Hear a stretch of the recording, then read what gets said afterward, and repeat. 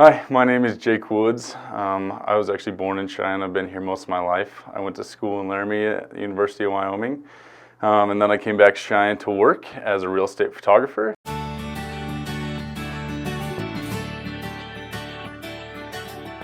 My favorite thing about Cheyenne is the location. I love to do a lot of different things. I love that Cheyenne's a great hub. You can go south, you can go to the city, you can go to a bunch of restaurants, ball games, concerts, a ton of shopping. You also have the Colorado Rocky Mountains there. A lot of skiing and stuff, which I love.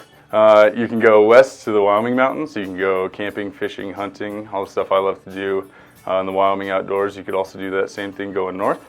We got lakes up north that everyone goes to during the summer, which is a blast. You also have a lot more hunting, camping, fishing up north as well. And then additionally, if you like to road trip, you can just go almost anywhere in the U.S. The intersection of I-25 and I-80 is a great place to start, going north, east, south, or west. So that's also another thing I like to do, is just travel to all the states in the west and go see all the national parks and everything. And Cheyenne's a great place to start.